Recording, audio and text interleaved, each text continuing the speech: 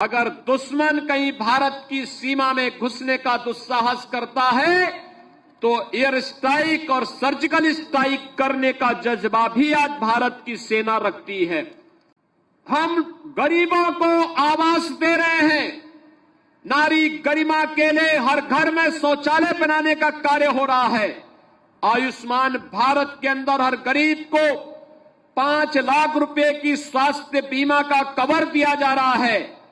अगर हम लोग हर घर में बिजली निःशुल्क उपलब्ध करवाने और रसोई गैस का सिलेंडर का कनेक्शन भी फ्री में उपलब्ध करवाने की कार्रवाई के साथ देश को जोड़ रहे हैं, तो दूसरी तरफ अगर दुश्मन कहीं भारत की सीमा में घुसने का दुस्साहस करता है तो एयर स्ट्राइक और सर्जिकल स्ट्राइक करने का जज्बा भी आज भारत की सेना रखती है।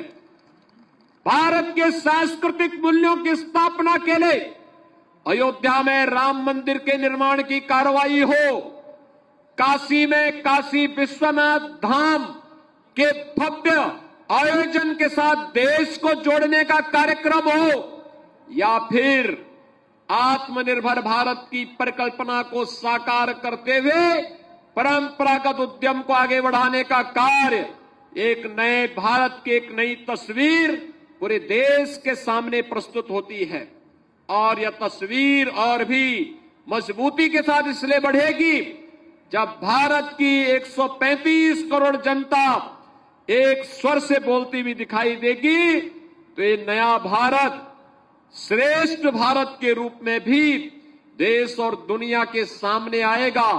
और हम सबको ये संकल्प लेना होगा कि अमृतकाल नए भारत के नए उत्तर प्रदेश के रूप में स्थापित करने के लिए उत्तर प्रदेश की 25 करोड़ जनता को इसके साथ जुड़ना ही होगा, हमें आगे बढ़ना होगा।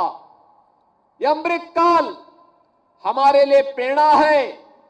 हमारे स्वतंत्रता संग्राम सेनानियों और स्वतंत्र भारत में देश की सीमाओं की रक्षा करने वाले हमारे वीर शहीदों के त्याग और बलिदान का यह हमारे लिए एक संकल्प है आगे बढ़ने का, और यह हमारे लिए उन विचारों को आत्मसात करने का, आगे बढ़ने का एक अवसर भी है। और इन सब को समाहित करते हुए आत्मनिर्भर भारत की परिकल्पना को साकार करने का भी एक अवसर है। भाइयों बहनों, आत्मनिर्भर भारत का मतलब हम सब जान सकते हैं।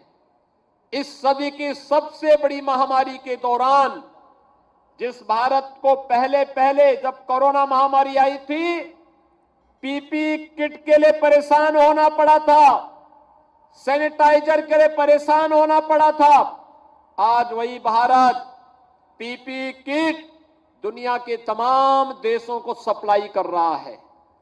आज वही भारत सैनिटाइजर तमाम दुनिया के देशों को दे रहा है। आज वही भारत न केवल अपने देश के नागरिकों के जीवन को बचाने का कार्य कर रहा है, बल्कि उनकी जीविका को बचाने के लिए भी एक बड़े अभियान के साथ जुड़ा हुआ है।